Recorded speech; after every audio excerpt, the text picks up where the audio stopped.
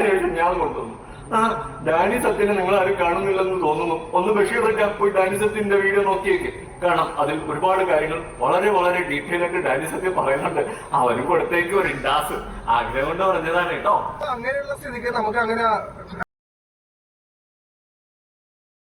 ഇപ്പോഴാണ് എനിക്ക് സമാധാനം. നിന്റെ പേരെങ്കിലും ഒന്ന് എടുത്ത് പറഞ്ഞല്ല.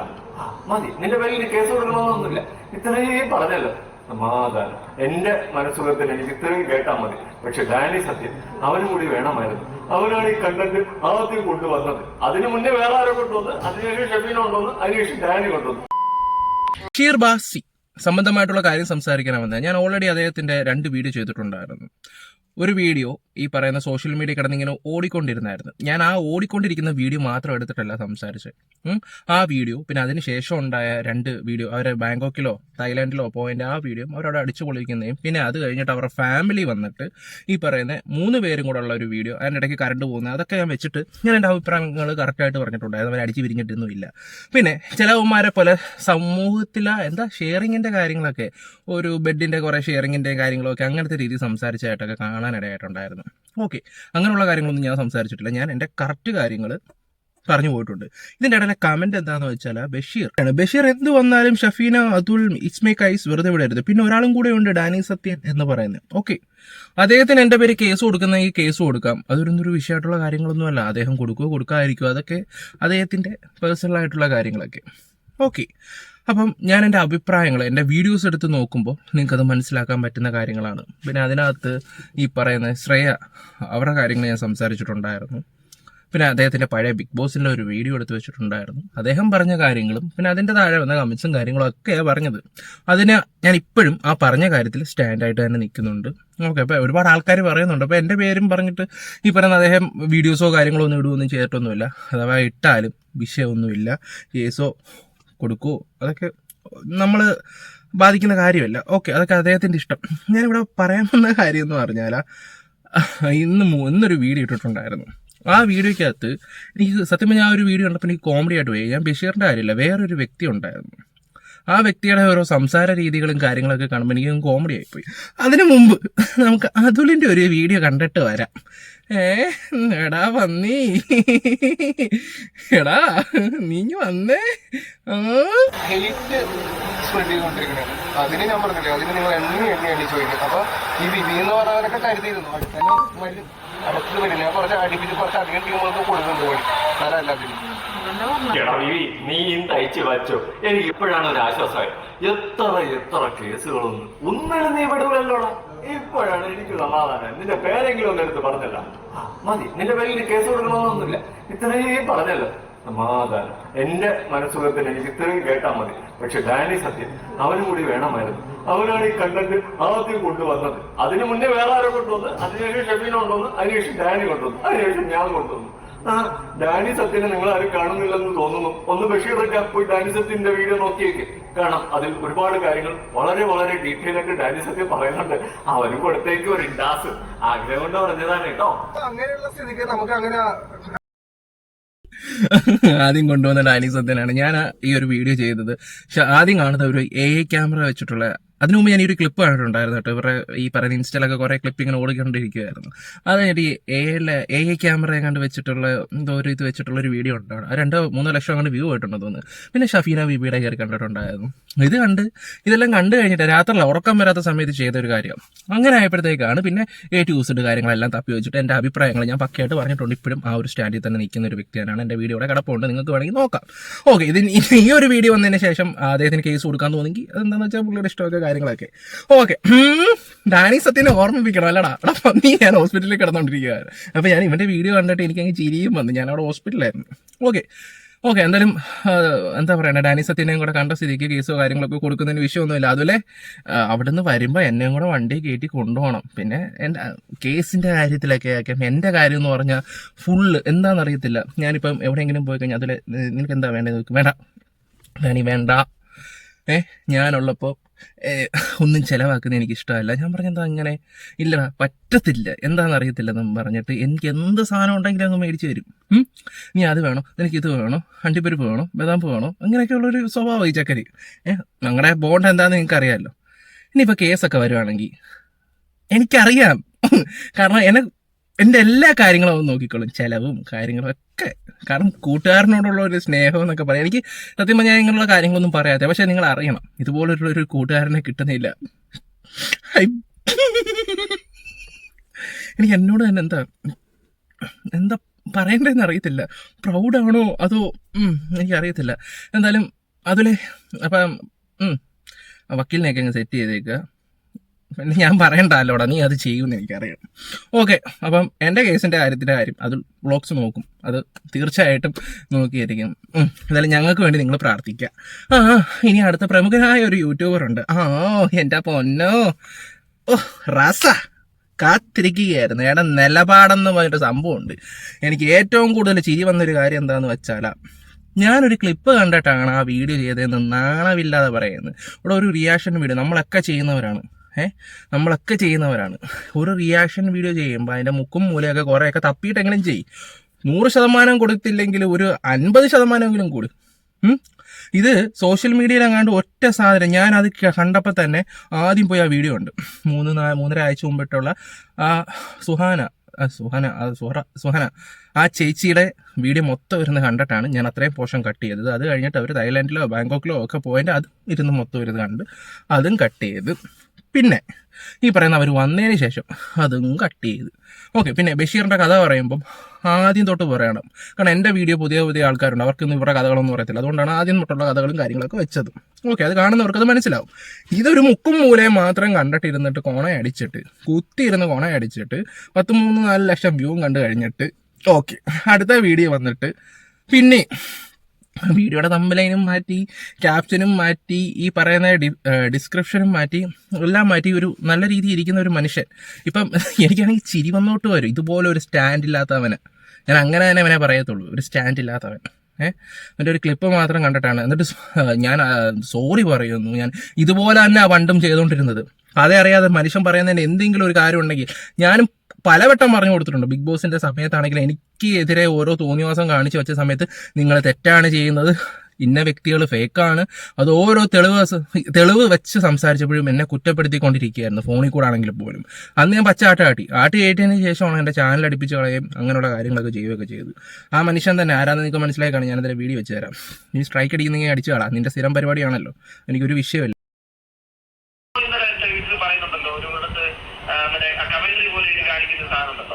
അത് മാത്രമാണ് ഞാൻ കണ്ടത്. ആക്ച്വലി ആ സാധനം കണ്ടപ്പോൾ തെറ്റിദ്ധരിക്കപ്പെട്ടു. എന്നിട്ട് രണ്ടാമത്തെ വീഡിയോ ഞാൻ പറഞ്ഞത് അങ്ങനെയല്ല.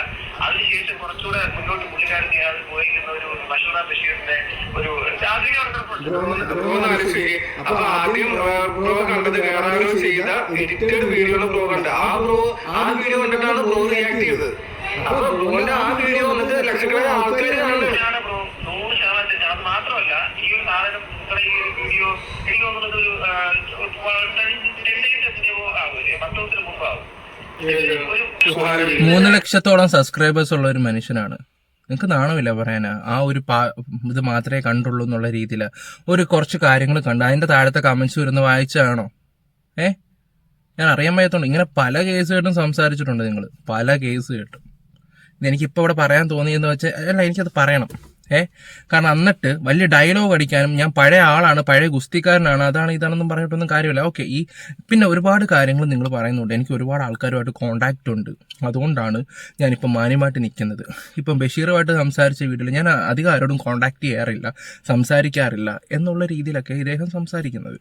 ഒരു സ്റ്റാൻഡില്ല, പറഞ്ഞു മനസ്സിലായോ? കാരണം എനിക്ക് എൻ്റെ പഴയലോട്ട് പോയാൽ എനിക്ക് നല്ല ദേഷ്യം വരും. ഞാനിതിപ്പോൾ പറയുന്നത് ഈ വീഡിയോ ഫുള്ളിരുന്ന് കണ്ടപ്പോൾ എനിക്ക് സത്യം ഒരു വെറുപ്പ് തോന്നി, പിന്നെ വെറുപ്പ് കൂടി വരും. മാത്രമല്ല,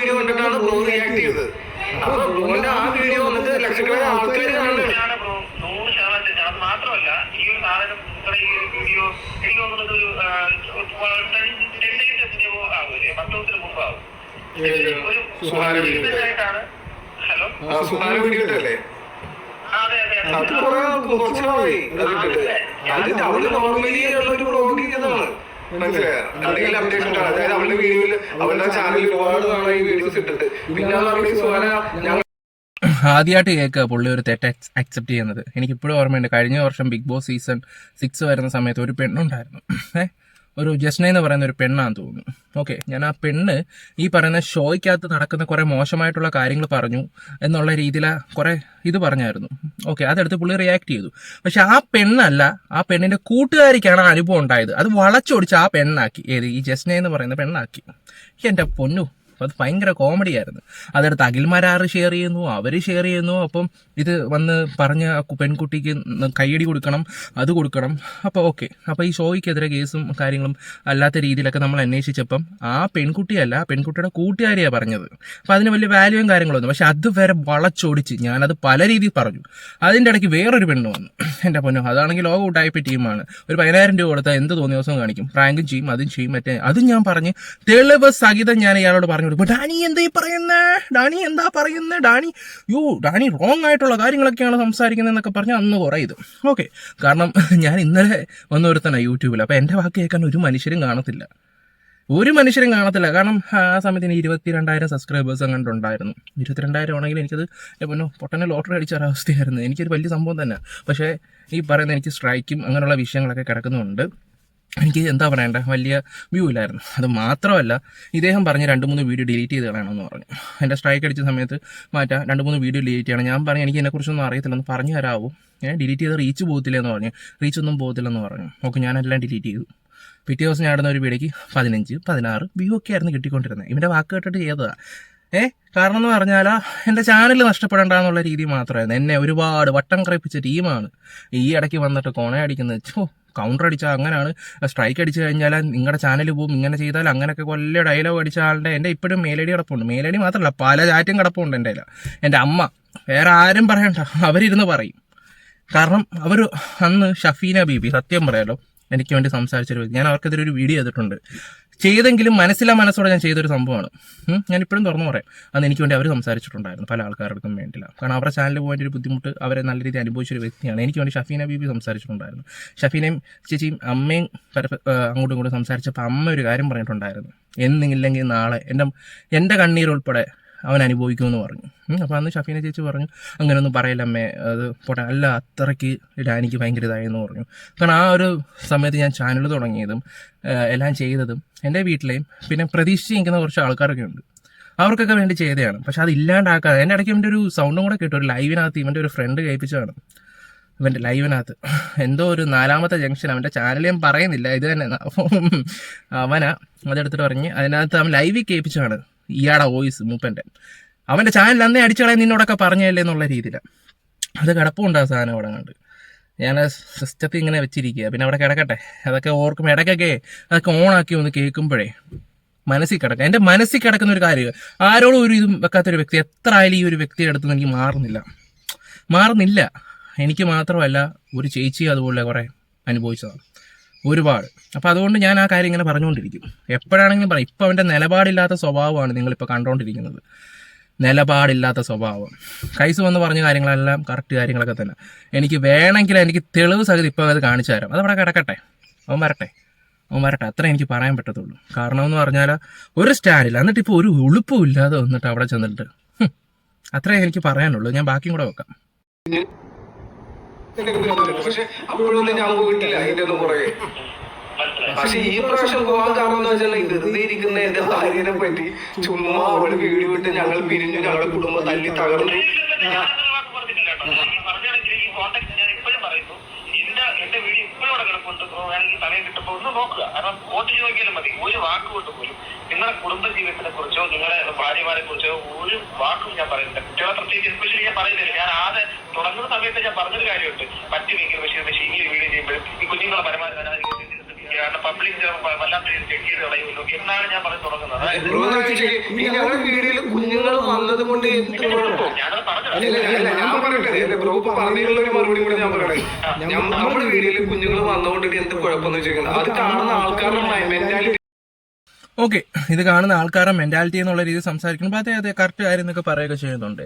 ഓക്കെ, ഈ വ്യക്തിയാണ് ഓരോ വീഡിയോയിലും ഓരോ കാര്യങ്ങൾ എന്ന് വെച്ചാൽ ആൾക്കാരുടെ പൾസ് അനുസരിച്ച് എന്താ പറയുക സംസാരിക്കുന്ന ഒരു വ്യക്തിയാണ്.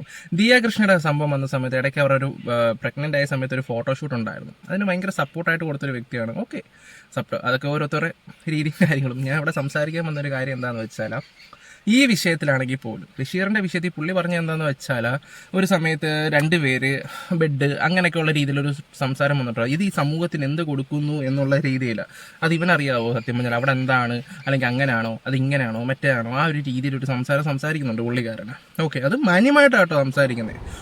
ഞാൻ വേണമെങ്കിൽ 1-2 വർഷത്തിന് മുമ്പ് ഇതിനെ കുറിച്ചൊരു വീഡിയോ ചെയ്തപ്പോൾ അന്ന് സംസാരിച്ചിട്ട് വിട്ടൊരു കാര്യമാണ്. പക്ഷെ ഇത് നമ്മുടെ സമൂഹത്തിന്റെ അകത്തെ മാതൃകയാക്കാൻ പറ്റുന്ന ഒരു കാര്യമല്ല. സീരിയസ് ആയിട്ട് പറഞ്ഞു. കുറച്ച് നാളിന് മുമ്പ് ഈ അമൽ എന്ന് പറയുന്ന കുട്ടി, അമലും ആ പൂജയും അമലും ആരും ജീവിക്കട്ടെ, അവരെ കുറ്റപ്പെടുത്തിയല്ല, അവരുടെ ലൈഫ് നമ്മുടെ മുമ്പിൽ വെച്ചിരിക്കുന്ന ഒരു ചോദ്യമുണ്ട്. ഇവരുടെ ലൈഫ് നമ്മുടെ മുമ്പിലേക്ക് വെച്ചിരിക്കുന്ന ചോദ്യമുണ്ട്. ഈ ചോദ്യങ്ങളുടെ മുന എന്ന് പറഞ്ഞു കഴിഞ്ഞാൽ ഇതൊക്കെ നമുക്ക് സമൂഹത്തിൽ അക്സെപ്റ്റബിൾ ആണോ, എന്തെങ്കിലും തരത്തിൽ നമുക്ക് എവിടെയെങ്കിലും എടുക്കാൻ വേണ്ടിയിട്ട് പറ്റുന്നതാണോ? ബഹുഭാരിത്വം എന്നുള്ള സാധനം പണ്ടത്തെ രാജകാലഘട്ടത്തിലും മറ്റുള്ള കാര്യങ്ങളിലൊക്കെ കേട്ടിട്ടുണ്ട്. അതുപോലെ തന്നെ ഞാൻ തുടക്കത്തിൽ പറഞ്ഞിട്ടുള്ള ബഹുഭർത്തൃത്വം, ഒരുപാട് ഭർത്താക്കന്മാർ സ്വീകരിക്കുന്ന നമ്മുടെ പാഞ്ചാലിയുടെ കഥ ഇന്നത്തെ കാലഘട്ടത്തിൽ ഒരു സ്ത്രീക്ക് പറ്റുമോ? പണ്ടത്തെ കാലത്ത് നമ്മൾ കേട്ടിട്ടുണ്ട്, ബഹുഭാര്യത്വം കേട്ടിട്ടുണ്ട്, രാജാക്കന്മാർക്ക് ഒന്നിലധികം റാണിമാർ, വമ്പ സെറ്റപ്പുകൾ. പക്ഷെ ഇവിടെ നമ്മൾ നോക്കുമ്പോഴേക്കും പിന്നെ ക്ലിയോപാട്രയുടെ കഥയിനകത്തൊക്കെ ഡിഫറൻസ് വരുന്നുണ്ട്. ഈജിപ്തിലെ ക്ലിയോപാട്രയുടെ അവരുടെ അത് പോട്ടെ, അത് നമുക്ക് ഇവിടുത്തെ വിഷയമല്ല. അപ്പോൾ ഈ ഒരു കോണ്ടെക്സ്റ്റ് എന്ന് വെച്ച് കഴിഞ്ഞാൽ വളരെ വളരെ സമൂഹത്തിന് ഒരിക്കലും മാതൃകയാക്കാൻ പറ്റുന്ന ഒരു കാര്യമില്ല. അവർക്ക് അവരുടെ ന്യായം ഉണ്ടാവും. ഈ പറയുന്ന ഇവർ രണ്ടാമത് വിവാഹം കഴിച്ചുകൊണ്ട് വന്നു എന്ന് പറഞ്ഞാൽ ആ പാരന്റ്സിനും ഈ ഇദ്ദേഹത്തിനോട് കല്യാണം കഴിപ്പിക്കുന്ന പ്രശ്നം ഉണ്ടാകത്തില്ല. താല്പര്യമുണ്ട്, കുഴപ്പമൊന്നുമില്ല. അവരുടേതായിട്ടുള്ള റിലീസ് ആയിട്ടുള്ള കാര്യങ്ങൾ, മറ്റു പല ഘടകങ്ങളൊക്കെ നോക്കുമ്പോഴേക്കും ഓക്കെ ആയിരിക്കാം. ബട്ട് എങ്കിലും ഇവിടെ ഒരു സ്ത്രീക്കപ്പുറം ഒന്നിലധികം ഒരാള് ഒരു ബെഡില് രണ്ടുപേരെ ഒരേ സമയത്ത് ഇങ്ങനെ ഷെയർ ചെയ്യാൻ പറ്റുമോ? താൻ കണ്ടോ അതിനകത്ത് അങ്ങനെയാണെന്നുള്ള സംഭവം? താൻ കണ്ടോ? ഇല്ലല്ലോ. എന്തോ നടയത്? എന്റെ പൊന്നോ, അല്ല കണ്ടോ അറിയാൻ പറ്റത്തോടെ ഞാൻ ചോദിക്കുകയാണേ. വർത്താനമൊക്കെ കേട്ടപ്പോൾ തോന്നി, സത്യം എനിക്കൊരു പുച്ഛമാണ് തോന്നിയത്. പുച്ഛമായിരിക്കും തോന്നിയത്. നമ്മളൊക്കെ അത്രയ്ക്കൊന്നും കയറി പോയിട്ടൊന്നുമില്ല. ഞാൻ എൻ്റെ വീഡിയോക്കകത്ത് അത് കറക്റ്റായിട്ട് ഓരോ കാര്യങ്ങൾ സംസാരിച്ചു. അല്ല ഞാൻ ഒന്നിലധികം അല്ലെങ്കിൽ രണ്ടിലധികം മൂന്നിലധികം ഒരുപാട് ആൾക്കാർ കമന്റ് ഇടും, ഡാനിക്കെതിരെ കേസ് കൊടുക്കുന്നൊക്കെ പറയും. കൊടുക്കുന്നവർക്ക് കൊടുക്കാം. ഈ പറയുന്ന ബഷീറിനോ കൊടുക്കാതിരിക്കുമോ, അതൊക്കെ പുള്ളിയുടെ ആവശ്യങ്ങളൊക്കെ തന്നെയാണ്. ഞാൻ പുള്ളിയെ വിളിച്ചിട്ട് അയ്യോ ചേട്ടാ കേസ് മാറ്റി തരണം അങ്ങനൊന്നും ഞാൻ പറയാൻ പോകുന്നൊന്നുമില്ല, അല്ലെങ്കിൽ ഇന്ന കാരണമാണെന്ന് ഞാൻ പറയും. ഇപ്പം ബഷീർ ഇപ്പം വിളിച്ചിട്ട് ഇപ്പോൾ ഡാനിയുടെ പേര് കേസ് കൊടുക്കുകയാണെങ്കിൽ കൊടുക്കട്ടെ, ഞാൻ പുള്ളിയെ വിളിച്ചിട്ട് ഞാൻ ഉള്ള കാര്യം പറയും. ഇതൊക്കെ തന്നെയാണ്, ആ സ്റ്റാൻഡിൽ തന്നെ നിൽക്കുകയും ചെയ്യും. എനിക്കൊരു കുഴപ്പമില്ല. കാരണം നിലപാടില്ലാതെ കാണിക്കുന്നത് നിങ്ങളെപ്പോലുള്ള ഒരുത്തൻ ഈ നിലപാടില്ലാത്ത സംസാരം കാണിക്കുന്നത്. അതെനിക്കൊന്ന് പറയണമെന്ന് തോന്നിയിട്ടാണ് ഞാനിപ്പോൾ ഇത് സംസാരിച്ചത്. തങ്ങളുടെ വീഡിയോ ഉൾപ്പെടെ ഞാൻ വെക്കുന്നുണ്ട്. സ്ട്രൈക്ക് അടിക്കുന്നെങ്കിൽ അടിക്കുക, നിങ്ങൾ അതിന് ഉസ്താദാണല്ലോ, എത്ര പേരുടെ ഇത് കളഞ്ഞിട്ടുള്ളതാണ്. അപ്പോൾ പിന്നെ എനിക്കൊരു കുഴപ്പമില്ല, അതെനിക്ക് അടിക്കുകയൊക്കെ ചെയ്യാം. ഇനിയും ഉണ്ട് സാധനങ്ങൾ എടുത്ത് സംസാരിക്കാനാണെങ്കിലും. ബഷീർ ഭാഷയുടെ ഒരു കാര്യം എന്താണെന്ന് വെച്ചാൽ, ആ ഒരു വീഡിയോ കണ്ടപ്പോൾ തന്നെ ഇപ്പോൾ വിവിഹിയറിനെ വിളിച്ചിട്ടുണ്ടായിരുന്നു. വിവിഹിയറിനെ വിളിച്ച സമയത്താണെങ്കിലും സംസാരിക്കുന്നതിൻ്റെ ഇടയ്ക്കാണ് ഈ പറഞ്ഞ ഞാൻ റെക്കോർഡ് ചെയ്യുകയാണ് എന്നുള്ള രീതി, ഞാൻ ഇടുവാണ് എന്നുള്ള രീതി, അല്ലെങ്കിൽ വിളിക്കുന്ന സമയത്താണെങ്കിൽ ഒരു പറയേണ്ട ഒരു മാന്യതയുണ്ട്. ഓക്കെ, അതെന്തായാലും എനിക്കെന്തായാലും ഇപ്പോൾ 2 റെക്കോർഡ് ഞാൻ കേട്ടിട്ടുണ്ടായിരുന്നു. പിന്നെ പുള്ളിക്കാരൻ കറക്റ്റായിട്ടുള്ള കാര്യങ്ങൾ, കറക്റ്റായിട്ടുള്ള കാര്യങ്ങൾ സംസാരിക്കുകയൊക്കെ ചെയ്തിട്ടുണ്ടായിരുന്നു. അപ്പോൾ നേരത്തെ നിങ്ങൾ തമ്മിൽ കോൺടാക്റ്റും ഉണ്ടായിരുന്നു, അതൊക്കെ എനിക്ക് അറിയാവുന്ന കാര്യങ്ങളൊക്കെ തന്നെയായിരുന്നു. ഈ അടുത്ത സമയത്താണെങ്കിലും ഇങ്ങനെ ഈ 2 ദിവസം മുമ്പാന്ന് തോന്നുന്നു കോൺടാക്റ്റും കാര്യങ്ങളൊക്കെ ഉണ്ട്. എന്തായാലും എനിക്കതല്ല വിറ്റ്, ഷഫീന ചേച്ചിയുടെ ചാനൽ സ്ട്രൈക്ക് അടിക്കാൻ ഈ പറയുന്ന പുള്ളിയാണ് കാര്യങ്ങളൊക്കെ ചെയ്തത്. എന്നിട്ട് ആ വ്യക്തിനെ ഓർമ്മയില്ലെന്ന് പറയുമ്പോൾ ഉള്ള കാര്യമാണ് എനിക്ക് ചിരി വന്നത് സത്യം പറഞ്ഞുതരാം. ഓക്കെ, അപ്പോൾ ബഷീറിൻ്റെ നിലപാടൊന്ന് ആലോചിച്ച് നോക്കുക. ബഷീറെ ഞാനൊരു കാര്യം തുറന്നു പറയാം. നമ്മൾ എന്തോ ആയിക്കോട്ടെ, ഈ ഒരു ഫീൽഡിൽ നിൽക്കുമ്പോൾ അങ്ങോട്ടും ഇങ്ങോട്ടും പല പ്രശ്നങ്ങളും കാണും. പക്ഷേ ഈ സ്ട്രൈക്ക് അടിക്കുക, ചാനൽ കളയുക, അതിനോടൊന്നും എനിക്ക് വലിയ യോജിപ്പും കാര്യങ്ങളൊന്നുമില്ല. ഉള്ള കാര്യം തുറന്നു പറയണ്ട, ഉള്ള കാര്യം ഞാൻ തുറന്നു. അപ്പം ബഷീർ ഇത്രയൊക്കെ സംസാരിച്ചപ്പോഴും ആ ചാനൽ കളയുന്നതിൻ്റെ കാര്യം പറഞ്ഞിട്ടുണ്ടായിരുന്നു. അപ്പം ഒരാടെ അന്നവാ മുട്ടിക്കുന്നത്, ഉള്ള കാര്യം ഞാൻ തുറന്നു പറഞ്ഞാൽ. എന്നാൽ ഷഫീന ചേച്ചിയുടെ കാര്യങ്ങൾ ഞാനും പുള്ളി പല പ്രശ്നങ്ങളും കാര്യങ്ങളും ഉണ്ട്.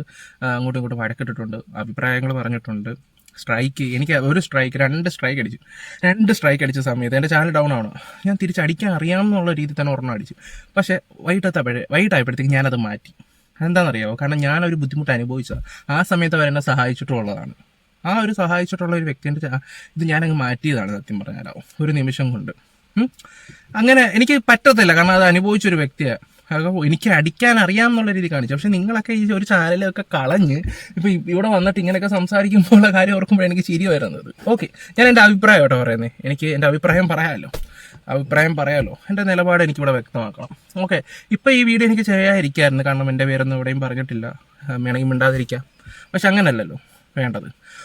വിളിച്ച സമയത്താണെങ്കിലും സ്ട്രോങ് ആയിട്ട് കാര്യങ്ങൾ ഇപ്പം ബിബി ചേട്ടൻ ഓരോ കാര്യങ്ങളും സംസാരിച്ചിട്ടുണ്ടായിരുന്നു. ഇന്ന പോലാണ് കാര്യങ്ങൾ, അങ്ങനെയാണ് ഞാൻ എൻ്റെ വീഡിയോ ചെയ്തിട്ടുണ്ടായിരുന്നു. പിന്നെ ഞാൻ പല ആൾക്കാരോടും പറഞ്ഞിട്ടുണ്ടായിരുന്നു ഇതൊരു കോണ്ടന്റ് ആക്കേണ്ട ആവശ്യമില്ലായിരുന്നൊക്കെ പുള്ളി കറക്റ്റായിട്ട് പറഞ്ഞിട്ടുണ്ടായിരുന്നു. ഓരോ വീഡിയോ ക്ലിപ്പും കാര്യങ്ങളും ഒക്കെ വെച്ചിട്ട് പിന്നെ തമ്പലേൻ്റെ എന്തോ വിഷയമെന്ന് പറയുന്നു. ഓക്കെ, അതെന്തോ ആയിക്കോട്ടെ, അതെന്തായാലും നിങ്ങൾ കറക്റ്റായി. പക്ഷെ മറ്റേ ഒരു വ്യക്തി പറഞ്ഞൊരു കാര്യം എനിക്ക് കോമഡി ആയിപ്പോയത്, ഞാനൊരു ഓടി നടക്കുന്ന ഒരു വീഡിയോ ക്ലിപ്പ് എടുത്തിട്ടാണ് സംസാരിച്ചതെന്നുള്ള രീതിയിലാണ്. അങ്ങനെയാണോ ചെയ്യണ്ടേ? അല്ലെങ്കിൽ എന്തെങ്കിലും ഒന്ന് നോക്ക്, ഒന്ന് അന്വേഷിക്ക്. അതായിരുന്നു ചെയ്യേണ്ടത്. എനിക്കൊന്ന് ജസ്റ്റ് ഇവിടെ ഒന്ന് പറയണമെന്ന് തോന്നി. ഞാൻ ആദ്യം ഈ ഒരു വീഡിയോ ചെയ്യേണ്ടെന്ന് കരുതിയാണ്, പക്ഷെ എനിക്ക് അതും കൂടെ കണ്ടപ്പോഴത്തേക്കും ചെയ്യണം എന്ന് തോന്നിയിട്ടാണ് ഞാൻ ചെയ്തത്. പിന്നെ ഇപ്പോൾ എൻ്റെ പേര് കേസ് കൊടുക്കാൻ ആഗ്രഹിക്കുന്നവരൊക്കെ ഉണ്ടെങ്കിൽ നിങ്ങൾക്ക് നിങ്ങളുടെ അഭിപ്രായങ്ങളോ ബഷീറിനോട് അറിയാവുന്നവരൊക്കെ കോൺടാക്ട് ചെയ്ത് അവൻ്റെ കൂടെ പേര് കേസ് കൊടുക്കുക എന്നുള്ള രീതിയിലാണ്. പിന്നെ ഒരു കാര്യം ഞാൻ പറയാം, ഈ ഒരു കേസിൽ എനിക്ക് വക്കീലിൻ്റെ ആവശ്യം വേണമെന്ന് എനിക്ക് തോന്നുന്നില്ല. ഇതെനിക്ക് തന്നെ വാദിക്കാൻ പറ്റുന്ന കേസ് തന്നെ. ചിലപ്പോൾ ഞാൻ ഒറ്റയ്ക്ക് തന്നെ സംസാരിക്കും എൻ്റെ കാര്യത്തിന് വേണ്ടി. പിന്നെ അതുലിൻ്റെ അടുത്ത് സംസാരിച്ച ഞാനൊരു മുമ്പ് ഒരു സംസാരിച്ചിട്ടുണ്ടല്ലോ, അവൻ എൻ്റെ കൂടെപ്പിറപ്പാണ്, എൻ്റെ സ്നേഹമാണ്, എനിക്ക് ഭയങ്കര ജീവനവൻ. അത് അവനും അറിയാം, അത്യാവശ്യം ഞങ്ങളുടെ ഫ്രണ്ട് സർക്കിളിലുള്ളവർക്ക് അത് നല്ല രീതിയിൽ അറിയുന്ന കാര്യങ്ങളാണ്. അപ്പോൾ അവൻ അത് ജസ്റ്റ് അത് പറഞ്ഞപ്പോൾ ഞാനൊരു ഫണ്ട് കാണിച്ചെന്നുള്ളൂ. ഈ ഒരു കാര്യം എനിക്ക് ഒറ്റയ്ക്ക് സംസാരിക്കാൻ പറ്റുമെന്ന് തോന്നുന്നുണ്ട്.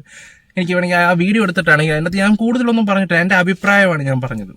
അല്ലാതെ ഇതുപോലെ അങ്ങോട്ടും ഈ പാഞ്ചാലിയുടെയും മറ്റവരുടെയൊക്കെ കഥ പറയുന്ന പോലെയൊക്കെ ഇരുന്നൊക്കെ പറഞ്ഞിട്ട് ഒന്നിലധികം പേരൊക്കെ ഹാപ്പി ആവുമോ മറ്റേതാവുമോ മറിച്ചതാവുമോ ഞാൻ പറഞ്ഞിട്ടില്ല. പറഞ്ഞു മനസ്സിലായോ? ഓക്കെ, അപ്പം നമ്മുടെ വീഡിയോസ് ഇഷ്ടപ്പെടുവാണെങ്കിൽ ലൈക്ക് ഷെയർ സബ് ഒക്കെ ചെയ്യുക. Bye, love you all. പിന്നെ എല്ലാവരും ഹാപ്പി ആയിട്ടിരിക്കും, അതായിരിക്കും കുറച്ചും കൂടെ. കമൻറ്റ് ഇടുന്നവരോടൊക്കെ ഞാനൊരു കാര്യം പറയാം, എനിക്ക് മനസ്സിലാവുന്നുണ്ട് നിങ്ങളുടെ ബുദ്ധിമുട്ടും കാര്യങ്ങളുമൊക്കെ. അവർ കേസ് കൊടുത്താൽ നിങ്ങൾ സന്തോഷിക്കപ്പെടുവാണെങ്കിൽ നിങ്ങൾ സന്തോഷിക്കുക, അത്ര എനിക്ക് പറയാനുള്ളൂ. അതുകൊണ്ട് ബഷീറിനോട് അറിയാവുന്നവരൊക്കെ വിളിച്ചു പറ, കേസ് കൊടുക്കുന്ന കാര്യം കൊടുക്കാതിരിക്കും. ഓക്കെ, അപ്പോൾ ബൈ, ലവ് യു ഓൾ.